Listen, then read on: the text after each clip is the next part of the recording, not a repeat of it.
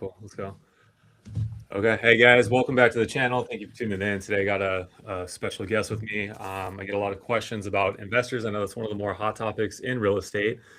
So my buddy Stephen Amaya is here with us today. We're going to cover some of the local news, and then we'll get into a little more of a Q&A on what it looks like to be an investor and what that actually, how to get into it, how to be successful in it, and who that would be for. Stephen, you want to just share a little bit, you don't have to go into your why, like we said, but just a little bit about, who you are, in the real estate space, what got you into it, and kind of what led you into the investing side. Yeah, so started off as a realtor, like most people in this industry or on this side of the industry do, and just felt like it was the next natural progression. So I bought my first property, my first rental property, um, and it was a fourplex, and then just realized like, hey, I can make an extra, couple $1,000 a month on this rental. And then I was like, okay, you know what? I need like faster money. So let's get into flips. And then I was lucky enough to get into a couple flips. Knock on wood, I have not lost any money on a flip, but it's a lot more challenging now than it was back then because obviously there's inflation and a couple of other things we'll talk about. Yeah, we'll definitely get into that. I'd like to start these and just kind of go over some real estate news. Big thing in the news this week was, Trump is kind of throwing as much spaghetti at the wall as possible, trying to get something to stick to get housing to be affordable. Let me share my screen here. Yeah, he's definitely pushing for housing right now. Yeah, and it's, rightfully so. Something has to change.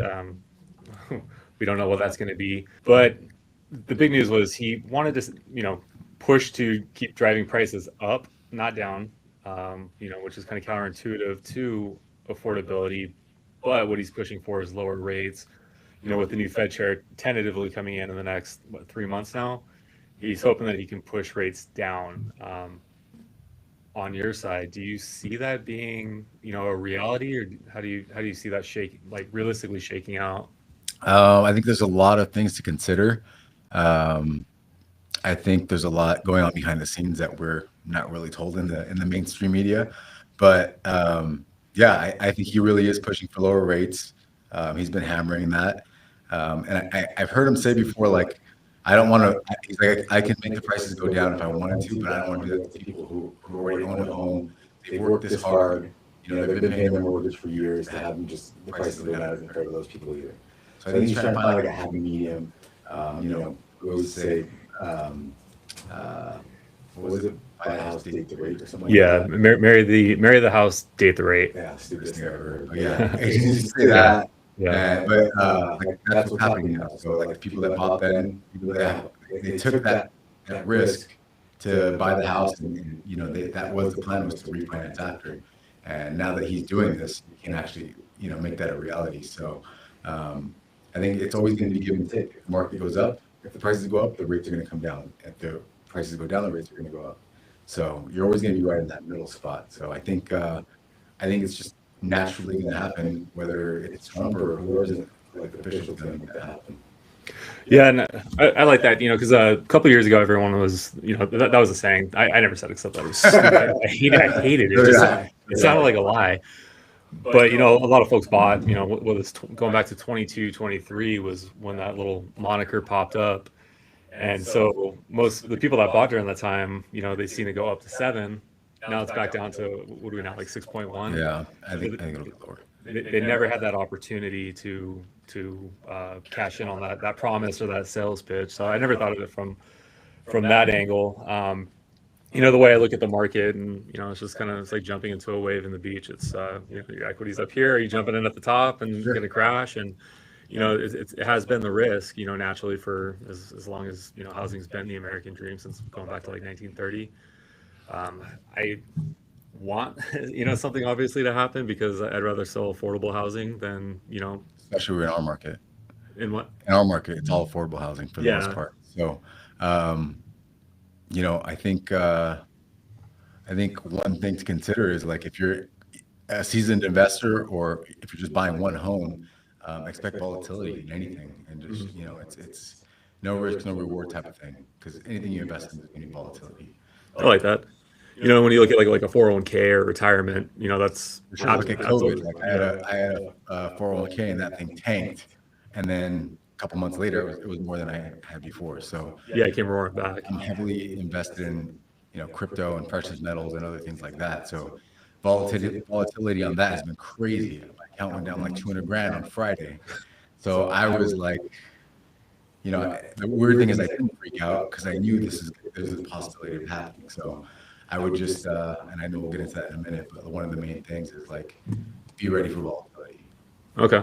I like that. And I completely agree. And, any investment, it's those ebbs and flows. That's where you're going to make your money. And with that said, the market historically has always come back. I mean, has there ever been a time where housing didn't or stocks didn't? Yeah. I mean, ask anybody. Has anybody ever said they regretted buying a house? I like you were one of the first people I heard say that. Yeah. I was like, that is perfect because it's true. I mean, if you bought at the peak in the 70s, when rates were Even like 12%. 2006, Yeah. or 2005, like you bought at that peak, people said you were crazy, and now it's back plus equity. Yeah. So, Or even, coming out of the pandemic when people were cleaning out their 401ks to be able to purchase, you have that equity now. It's gone up quite a bit since then.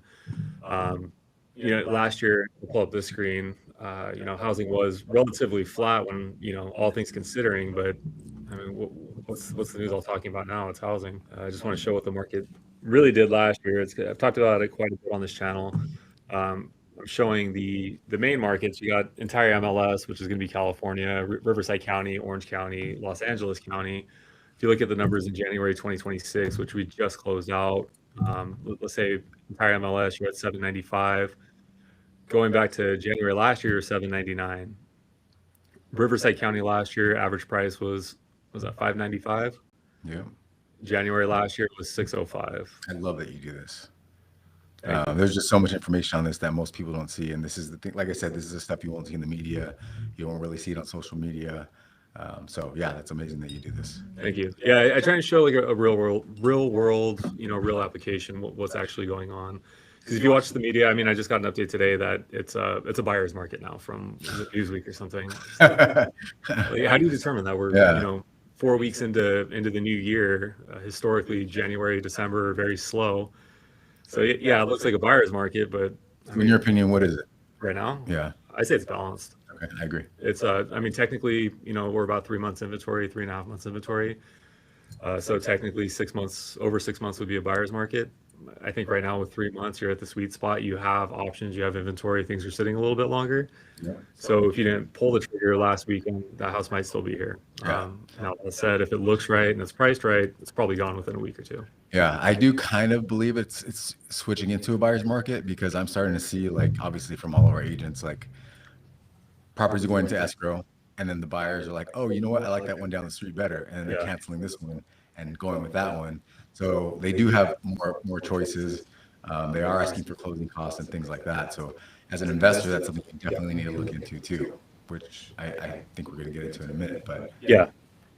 So yeah, with that said, from the buying side, when homes are sitting longer, you do have options. You do have more negotiating power.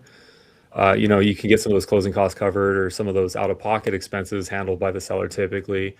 You're not rushing to pull the trigger and making a non-informed decision just because you get caught up in the moment, and it's that eBay mentality of the last 3 seconds, and you can watch that time come down to where you overbid by what you're not comfortable doing, which we did see a few years back. It's not quite the same anymore. well, I mean, if you get a hot property, people are still doing that. Oh yeah. And obviously, it's how you market the property. You do a phenomenal job of that, and pricing it right. Because a lot of these agents will just do whatever the seller says, and it's a total disservice to them because then they're on the market for 300 days and their price goes down because people think they're not realistic.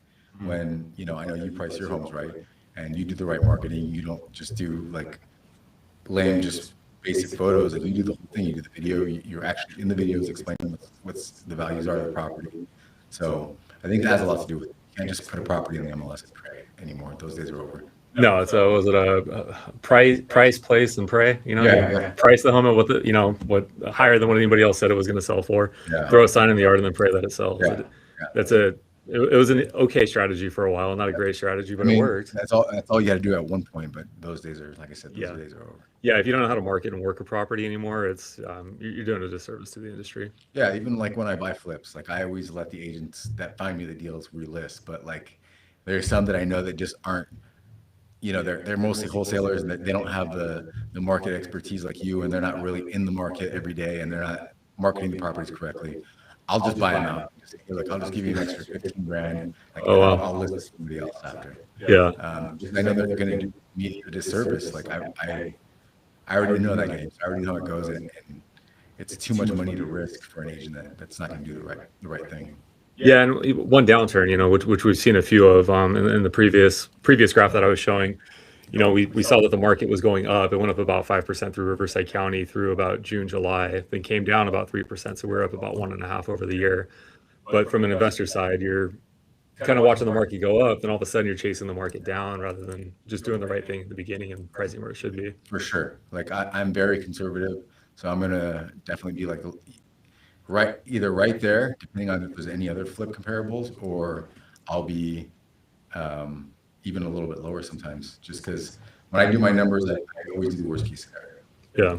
So I guess we could take that into, what your experience is as an investor and, for people that are looking at something like this or interested in getting into the investment game, maybe we could give them some good tidbits. From your side, you've been investing, you've been in the game for about 20 years. Yeah, How long of that have you been? 25. Old. I'm an old man. Gross. How long of that, or how long were you in the business before you started doing investments? um, so I was probably 21 when I bought my first property. And then I was doing wholesaling a lot before wholesaling was a thing, before there was like one wholesaler at every corner. And I made a ton of money doing that. Uh, and it was so profitable that I didn't really need to actually flip the homes. And then the market crashed. I lost everything. I had to move back in my parents. Yeah. And then I moved back out here to Moreno Valley, and started working for land to a bunch of REOs at the time. And I was just a buyer's agent.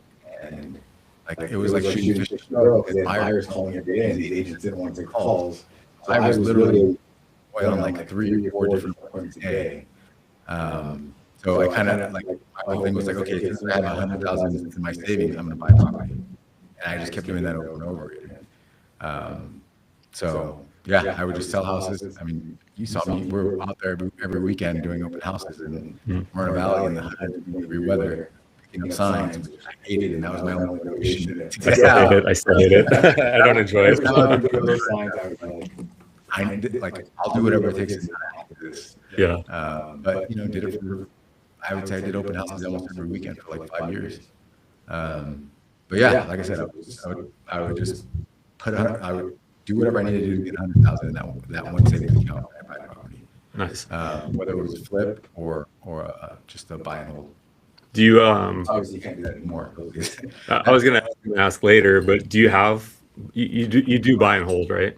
I'm trying not to do that anymore, just because it's so. It's really hard to make it profitable right now. And anything I invest, I'm trying to beat inflation, and it's really hard to beat inflation right now in real estate. Okay, that makes sense. Yeah, like I said, market last year was up about 1.5 inflation. How much was inflation up last year? Do you pay attention to those numbers? I just recently started to. I don't even know what it is right now, but it's going to get a lot. Like I was telling you guys at that team meeting a couple weeks ago, like a Starbucks cup of coffee is going to be like $20 this year, I think. Yeah. Like just a plain black coffee. And I go, if I go somewhere and somebody else orders a coffee that's not just a plain black coffee, it's like $10. So we're not far from there. So yeah, I think inflation is going to have a huge factor in it, because if you buy a property and you negotiate a deal where sometimes the seller gets to stay there for a couple months. In that couple months, let's just say it's 3 or 4 months, inflation goes up, all the price of goods goes up, and that eats into your costs. So, yeah, inflation is just crazy right now. I think hopefully with this new person that's going to take over for Jerome Powell, hopefully that comes down a little bit, because it's just getting out of hand. Yeah, it does feel like we're on a crash course for hyperinflation. which scares the living hell out of me. Um, It's crazy. yeah. So with housing being as high as it is it still profitable to, I mean, first of all, flip homes? It's definitely still profitable to flip homes. The thing I'm seeing in the market right now, like the the flips that I buy right now are mostly like probate or things like that. There's a lot of these wholesalers out there right now that are trying to find a needle in a haystack. And when they do, they want so much for their fee, like it just takes all the meat off the bone. There's no room left. Yeah. So, I talk to our agents all the time here in Nest, and they're like, "Hey, I put the property in the market. I got a bunch of offers, and like I can tell when it's wholesale because there's just all these red flags." Mhm. And usually, so what they're doing is they're writing up an offer. They don't actually have a buyer. They waste everybody's time. So like I'll tell them your deposit needs to be within 24 hours, like Yeah. on the retail side. And they don't come up with a deposit because they don't have an end buyer. So there's like a lot of that going on right now that really kind of messes with everything. But it definitely makes sense to flip. You just have to be very cautious and, like I said, expect volatility. It's hard to find fundamentals. Yeah. So are you, when you're flipping, are you looking at an actual number, like buying at X amount below market value? Every situation is different. 'Cause I was looking at a mobile home last week. Like obviously those numbers can be a lot less. Yeah. And actually probably mobile home. Flipped a mobile home. That was probably one of my most profitable deals. So I'll look at those too. But I think it just depends on what it is. Like for me, there's not like a buy box really for me. I go there and when I see it, like I almost know when I walk in. It's just kind of weird. I'm just a weird investor like that. Yeah. Well, you know the game. You've been Yeah. looking at it. You've been a student of it for long enough that you could probably just drive into the neighborhood and know, okay, like I need this dollar amount with these types of repairs. Yeah. So I mean, it's just getting very detailed comps. I think right now the most important thing I look at when I'm running the comps is days on market because there's a lot of holding costs and people don't talk about holding costs. So like I have agents that call me and say, "Hey, I got this property. I can get it for 500 and it's worth 650." So I'm like, "All right, well, like that sounds good, but if you're like, I don't just do like cheap flips. So like any flip I get right now is gonna be at least 100 grand. Like usually the maintenance alone on the outside or the landscaping alone on the outside is 50, 60 grand. So like that's not even getting into the house. Mhm. And then there's the unknowns and all these other things. So I would like when agents call me or hotels call me, say, "Oh, I need like 30 or 40 grand." Nothing's 30 or 40 grand. No, that's a kitchen now. Yeah, and if I'm not using no cash, I'm getting our money loan. There's holding costs that people that take into consideration. So, it's usually 10-12% interest only of whatever your money you're borrowing. So, you hold the property for 6 to 8 months. That's a lot of profit there. Yeah. I mean, you're talking 5 to 7 grand a month, 20% down. So, there goes if it's 6 months. What is it like? It's 30 grand right there. Here's another 30. You haven't got into the house yet. So it just depends on it's all about how you assess the deal, really. Okay. Yeah, that's a lot. It's a lot. Yeah. That's why like if you're 30% investors, Yeah. I've walked a lot of them through it, and there's a lot of people that want to flip so bad that they'll buy a bad deal so they can say they flipped the house. Yeah. And I'm like, Oh, I see it all the time. yeah. So I'm like, you're going to lose 40 grand so you can say you flipped the house? Like, Yeah. if you're in it for clout, then go ahead and lose the 40 grand. Or some guys are making 5 or 10 grand, where you can go sell the house and make that much money and no risk. Yeah.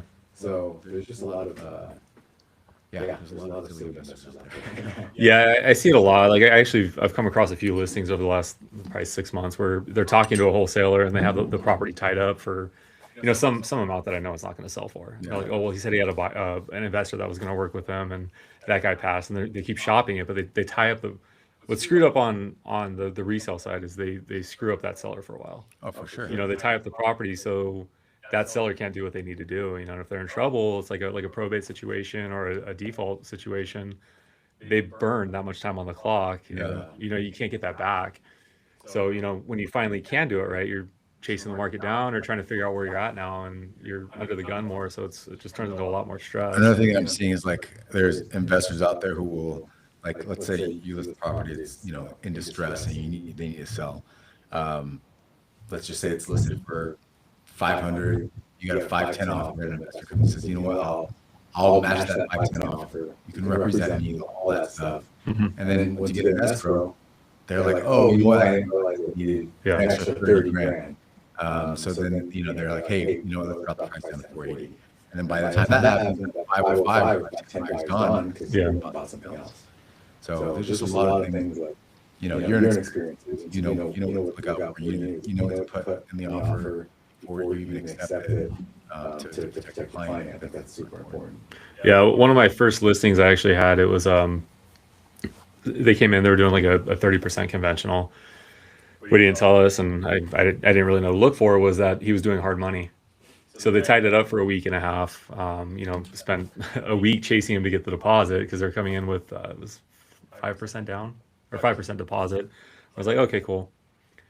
It comes back and says, oh, we're not bringing the deposit in until you drop the price to, it was about like 50 grand. And I was like, what the hell is that? You can switch. Yeah. So yeah, there's so much of that going on right now. So that's why it's like, but you learn from that experience, and it's not going to happen again because now you know what to do. Yeah. And the screwed up, the really jacked up part too is it was an agent I knew. Like it was not a buddy, but somebody I'd crossed paths with, and I was like, all right, that guy's blacklisted now. Yeah. So anything he brings me is going under a fine tooth comb. Yeah, for sure. Yeah, there's so much of that going on right now. Yeah. So one of the other questions that kept popping up was equity protection versus affordability challenges. Can you elaborate on that? Yeah, I mean, it all comes down to underwriting the deal and being willing to take a risk. So, like for me, I go through everything. I need to make sure it's foolproof.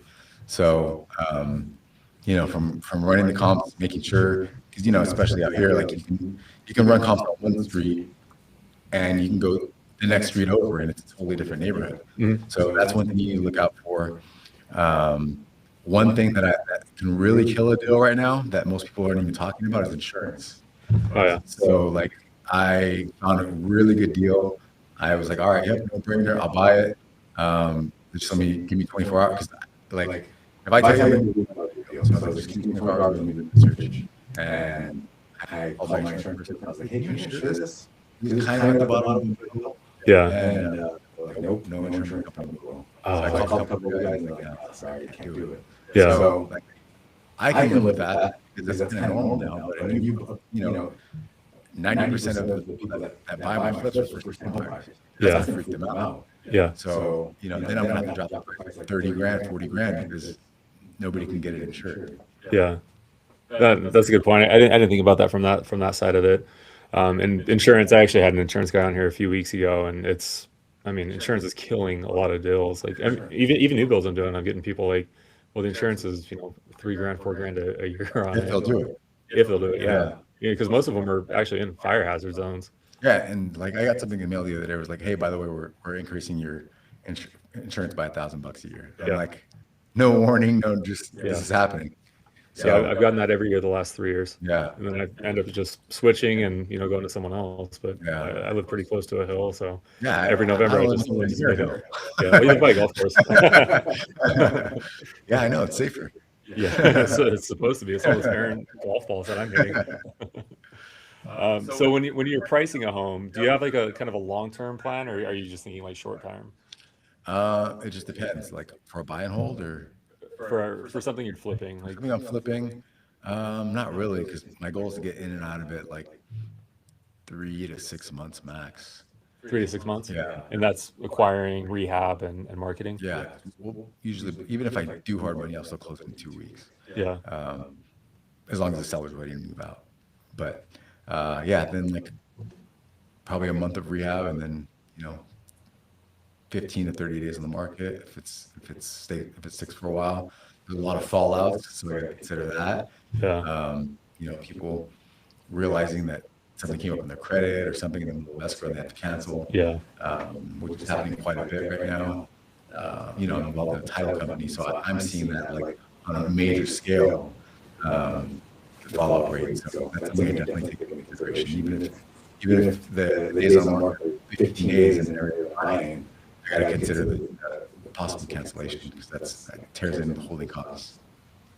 Yeah, like I'm seeing that a lot, and talking to like our title reps and loan officers, it's becoming more and more, but of course, rates are high, housing's high, so affordability is just not in anybody's favor right now. Yeah, or they'll get in, if they don't have a good lender, they'll get into escrow, and the lender's like, oh, by the way, you have to pay off a car. They're like, I don't have money to pay Yeah, off a $40,000 that I owe on this car, so yeah, we have to kill the deal. yeah. And you know where I see that a lot more than anything else is the new builds.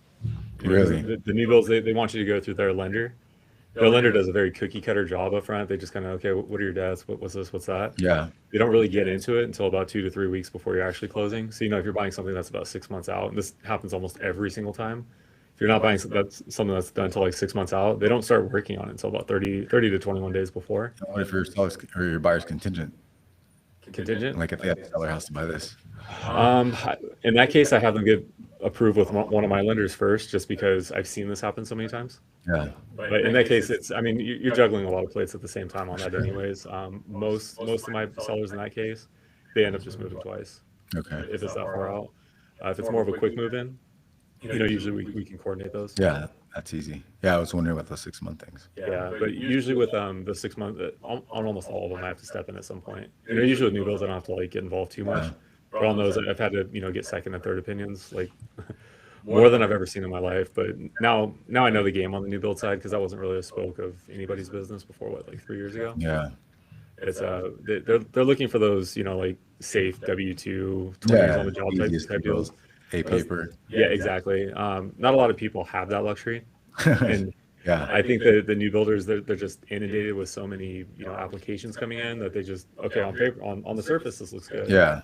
Then once you get into it, like you said, you got those And the they big also money have that credit. corporate mentality. So, they don't see what we see. Yeah, it's completely different game. But yeah, I wish they would go through it more, just because there's so many headaches on the other side that could be avoided. For them too. Yeah, absolutely. Because they're scrambling at the last second. Yeah. And, And I know they're not as tied to it as we are, just because it's, like you said, it's corporate mentality versus, us. This is our actual business and livelihood. So Yeah. how we conduct ourselves out there and what we say we can do when we can't deliver, it really does affect us in a different yeah. way. Yeah, they're not the one chasing the good reviews. Yeah, that too. Leave a review. But when you're investing, going back to this, do you like follow any of the political stuff? Like say, Trump's been in the news nonstop lately. Does that affect how you go about your business, or are you just strictly business? No. personal development? Yeah, because I mean, the way I underwrite a deal, it doesn't matter. Like Yeah. I am very cautious. I go through everything with fine tooth comb before I give the 100% like I'm closing it. Because I'll even release deposits sometimes on deals. So I need to know for sure before I even go in that it's going to be good. So yeah, I mean, the media doesn't. I mean, unless like I was going to say, if there was like a attack on Iran right now, which I think is going to happen here pretty soon, that would actually only improve the rates and good for the property. Yeah. So I mean, unless something catastrophic happened, like my numbers are pretty solid. So you approach it the same way, regardless. For sure. Yeah. Is there ever a market where you get more like loose or liberal with how you're approaching a property or a project? No, I feel like I treat them all the same, to be honest. Like, Yeah. yeah, I mean, I don't know. That's a great question. No, I feel like I look at them all the same. Has it always been that way, or was that like kind of an acquired, I've been doing it the same way since I started. Like, Yeah. nothing really changed. The only thing that has changed on my investment side is the value add. So like when I'm turning a single family into a fourplex, or like I'm working on getting plans approved for a 32 unit development in Moreno Valley right now. That's when it's tricky. You have to go in front of a planning commission and all this crazy stuff. That's stressful. I just kind of dove in. I don't know really what Yeah. something to. So. That's next level. Like we're talking about like investing in single family homes, but you're at a point now where you said a 32 unit complex. Yeah, ground up. So it's been over a year, and it's been definitely challenging. Yeah, I didn't know you're still working on that. I think you told us about it a year ago. I was like, whoa. Yeah, we haven't broke ground. So Yeah. but the single family to fourplex, California is making it really easy to do that. That's really the only way that I see it's worth buying a rental property is trying to get into 2 to 4 units after you buy a single family. So do you own any single family doors right now, or is it just like all 3, 4 units? The only I have an Airbnb up Palm Desert. That's the only really single family the rest are units, or I'm turning it to units. Yeah. Is there a situation where you would hang on to one of those as a rental? Um, Not right now. I No. just feel like it's just really hard to make money on these deals right now. Like I'd rather spend that money on XRP All right right. now, right now at this moment. Yeah, this is quickly turning into a crypto bro conversation. Crypto bro threw me off. Well, I mean, I think it's I mean that's also a lot of volatility, but I think that's where we're going. Like I think in the next couple of years we'll be buying properties with XRP because I feel like fiat money's the U.S. dollar's going to crap, Mm. and I think so. One bank already collapsed last week. This also isn't like mainstream media news, but there's a bank, federal bank in Chicago last week collapsed because of all this crazy manipulation going on, and the stuff with the precious metals that I'm not even sure if you're aware of, but like there's this silver squeeze thing where the banks are lending for every 1 ounce of silver they have, they're lending 300 paper ounces. So now people are wanting their silver, and banks don't have them. These vaults are pretty much empty, Yeah. and they're so then they have to cash them out. So then they're literally having like $1 billion checks.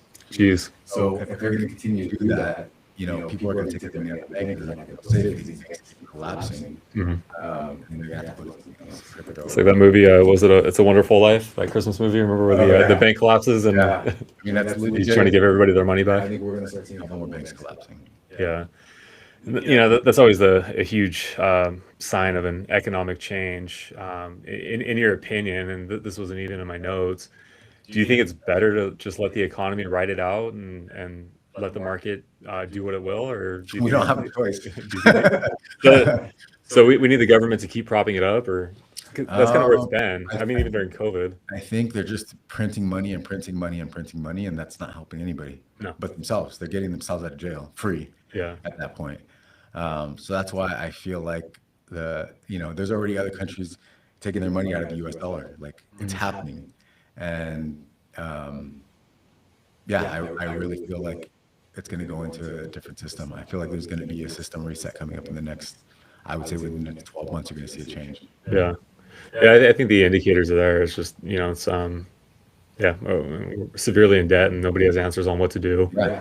Pricing is not going anywhere. Inflation has pretty much stayed the I mean, same. they're printing billions of dollars like almost every week. Yeah. So that can only last so long because the dollar's going to be worth nothing. It almost is already worth nothing. Yeah. So when you have other countries taking their money out of the U.S., which was always like the main currency, the U.S. dollar is done. Yeah. That's probably why they're being so aggressive with the foreign policy now. For sure. And they're freaking out right now. There's Yeah. a lot of freak out going on right now. Yeah, not to go on the conspiracy thing, but I look at it as like imperialism. It's when England would overspur the UK or whatever the British Empire, when they would exhaust all their resources, they just go raid somebody else and steal all their shit and Yeah. bring it back to the UK. This is gonna be crazy. So as an investor, what would make you stop or pivot? Um, I don't think that'll ever stop. I mean, obviously, I'm not in production really anymore on the retail side, but the investment side is something I actually really love still. Um, I don't think I'll ever stop that. Like, Yeah. even if I sold all the companies, I would still invest in real estate. Yeah. So, and then as far as like buy and hold versus flipping versus other strategies, I think you said earlier that the most profitable right now or the most long-term proof is popping up ADUs or making duplex, triplex type things. I feel like it's the only way to be profitable in a rental right now. So somebody just starting out right now, is that something that would be a reality for them? Considering cost that it takes to get into that and time. Yeah, I would. I mean, if they have a current rental property they want to turn into a fourplex, you can totally do that. You can get a HELOC and fund it, and then if the rates go down, well, actually, most of the people that would do that have 3% rate. So they would just get a full-blown HELOC. The HELOC will pay for the ADU plus more. Then they have to have skin in the game, maybe 50 grand out of their pocket, but then their cash flow going crazy. Yeah. And then you have a company that does that, right? Yeah, Toro. yeah. So Toro does that. Working on financing for that too. So we can, it's like direct consumer financing we're working on right now. Yeah. But honestly, and then that's what people that can't get a HELOC. Like me, I couldn't get a HELOC. My life depended on it. And I didn't know this, but they won't do HELOCs for self-employed people. Oh, really? Yeah, no matter what I did, I'm like, my house appraised for $1 million. I owed like four something on it, and they would give me a HELOC for 100 grand. Oh, I didn't know that. I've never heard that And before. it's only because I'm self-employed. Yeah. My uncle owns 65 doors free and clear, worth tens of millions of dollars, and they wouldn't give me a HELOC on his house he lives in. Oh, I didn't know that. That's good to know. Yeah. I actually had Chris on here a couple months ago, and he talked about Toro, and it was actually a pretty cool little episode. Yeah. So that was probably like 3 months ago. Has much changed there since then, or have you guys grown at all? We're just want it really fine-tuned before we start doing advertising and marketing and all that stuff. So we're just ironing out a couple kinks, and once it's built right, because I always want to give a good product. I think it'll do really well because I feel like there's a need for it right now. Yeah, absolutely. I'm not only the owner of the company, I'm also a client because I'm using them to build my own stuff. Yeah. So I'm kind of digging it right now myself. Yeah, and the bonus with those, or the good thing to the consumer, the market is, I mean, what's the cost to rent a house in Moreno Valley right now? At least like 2,700 on the low end. Yeah. So when an investor comes in and breaks a single property into 3 or 4 doors, you can charge. I mean, your rents are going down to what, like 1,500, 1,800 a month? So I have that house in Moreno Valley on Ironwood. Oh, I forgot about that one. Yeah, so that one I'm renting the main house out for like $3,300. There was like a huge garage that was there. It was like a workshop. That's going to be a 4-bedroom, 2-bath. I think I rent that for like $3,500. And then I'm building a 2-bedroom, 1-bath. Or no, two 3-bedroom, 1-bath, ground up in the front. Those will also rent for like $2,700 each. Yeah. So like it's going to be way less than what the mortgage is going to be. Mhm. So what I can actually do is I can pay for it all, build a 4-plex, refinance, pull all my money out there invested, and rent it and still be profitable. Yeah. Make like $4,000 a month. Not bad. That's beating inflation. That's Yeah. really the only way to do it right now. Yeah, you're bringing a new product to the market, basically. Like you're creating something that wasn't there, and you're just duplicating it. Yeah, you do have to look out for like where you're doing it. Like I won't do the high desert. Yeah. But like, especially like in Moreno Valley, all these jobs that have been created, these people need somewhere to live, and they can go in an apartment in Moreno Valley is like $2,500. Yeah. So they can get the same thing for a house, even though it's technically a 4-plex. It's a brand new house. They're gonna pay that all day, and not have to worry about bringing the groceries up and down, 6 flights of stairs. Yeah, or trying to fight for parking around the complex. So with where we're at in Inland Empire, Riverside, do you focus primarily on these areas, or do you just go where the deals are at? For a flip, I'll go where the deals are at. For rentals, I'd like to be able to drive to them. Even though I have a property manager, I just still like to be close by. What's the furthest you've gone out for a flip? A couple in LA. It's probably the furthest. Like I said, I won't do the high desert. The property in Palm Desert that I bought was originally going to be a flip, and then it was next to so many golf courses. I was like, I'm just going to keep this. Oh, was that the desert one? Yeah. Yeah. So I ended up keeping that. That one made sense to keep because I was buying it at flip price. I think I bought it for something it's worth like 800. Like when I was done with it. Yeah. But like that one, I won't. Like if I remember, and I actually need that money, I can just sell that house. Yeah. And another thing, like that's why it's good to invest in real estate because it's I mean you can just it's technically a piggy bank. If you need it, you can sell it, and you don't have to worry about inflation. Yeah, it's like a forced savings account. Yeah, for sure. Yeah. When you're doing flips, is there anything specifically that you add on, or anything you're looking at where it's like I know 100% of the time this is gonna return money on it? It just depends on the area. Like if there's areas where we need to go extra on the kitchen, like higher end finishings, or if we need to add all the tech stuff, like Nest and cameras and all that stuff, we'll do that. It all depends on the neighborhood and the market. Okay. This one we'll go more into like kind of Q&A and how to get started. Is there anything that you would say to focus on with your first flip or first purchase? Um, Definitely underwriting the deal is the most important thing. Because like I said, there'll be deals where people call you and say, "Oh, look, there's 150,000 in equity," and that sounds amazing, right? Mhm. Right, like even if you only want to make 40 grand and you think you can make that 40 grand with that much expense, Yeah, there's enough. but Yeah, it goes away really quick. And the people who think that end up making break even is probably the best case scenario right now. yeah, 5 years ago, that might have been possible, but the way things are right now, like I said, you can't really do anything.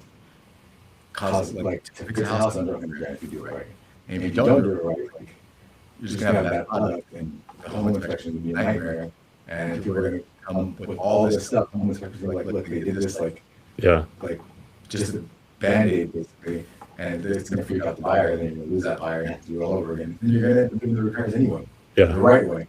So yeah. it's just a waste of everybody's time and money, and um, I don't know what I was going with that. I forgot what the question was at this point.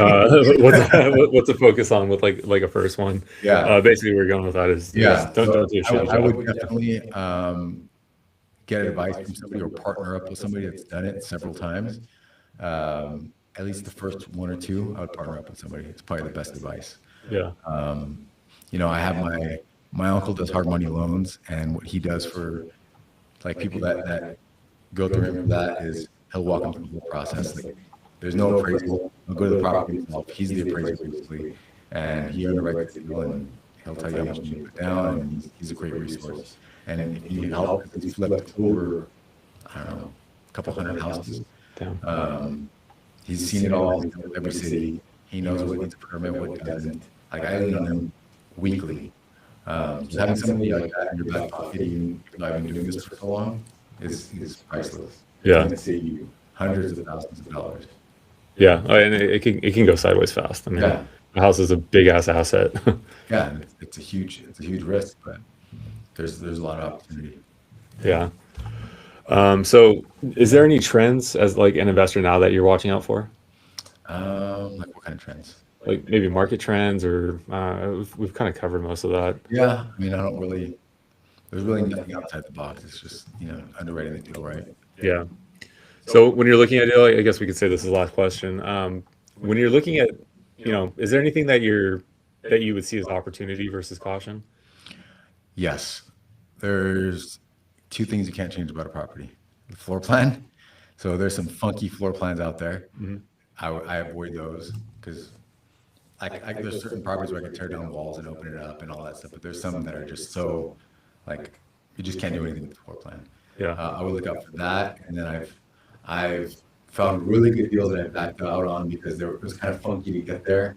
Like either that or like there's a really long driveway to get the property, Okay. and people have to reverse down that really like high and long driveway.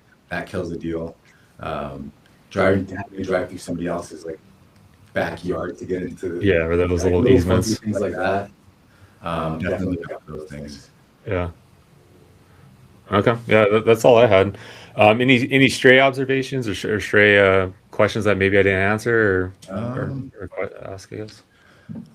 Maybe the financing, like there's always, I will say one thing, if you don't have, I mean, if you have 20% to, actually, even if you have like 5 or 10% to put down, you have the money for the rehab. There's lots of money out there. Like you don't need to really go in all cash. You don't need to use all your cash. I would never use all your cash, actually. I wouldn't put all your eggs in one basket for sure. So I would just figure out like how much you're willing to put into this flip. And like I said, if it's your first one, get a partner and say, look, here's how much I have. Are you willing to put up the rest? Or, get a hard money loan and split everything 50 or whatever the case may be. Be very cautious with me. I wouldn't mortgage my house to go buy another flip because something can go wrong. It could be a foundation issue or something that you would never be able to see with a blind eye or naked eye. So yeah, I would just be very cautious. Okay. Yeah, that's a good piece of advice. Random one I just thought of. What's the weirdest thing you've seen on a flip after you like got it under contract and do it? Like what's the weirdest obstacle you've had to deal with? Nothing really crazy. I've been pretty No? lucky. Yeah. Yeah, I've heard found dead bodies and all kinds of other things like The meth that. labs or Yeah. I mean, like row houses were big a couple years back. But yeah, then yeah, that was a big one because then you have to worry about mold and all that stuff. But yeah, nothing really crazy that I can think of. Yeah, it's mostly just like I don't really. It's most of the houses I buy are old houses, and I Yeah. just let my guys go there and trash it out. So I never even see what's really in there. Okay. Yeah. Yeah. Lucky guy. So cool. I guess that's a good place to end then. Thank you again for being on. I'll throw your information on if anybody wants to pick Steven's brain or you might have a deal for him or want him to look something over. Cool to Yeah, reach out to yeah, you. yeah. I'm happy to help anybody that needs help underwriting a deal, or if you're an agent and have a deal, I'll cash, and yeah, you can represent me, and then I let you relist it. So So cool. Yeah, I'll throw his information below, or if you want to reach out to me, I'll just text it to you. But again, thank you guys for watching. I have my next video coming up Thursday. We'll be back here next Monday with a topic to be determined. Again, thank you guys for watching. Thanks, man, for jumping on with us. anytime, anytime. Catch you on the next one.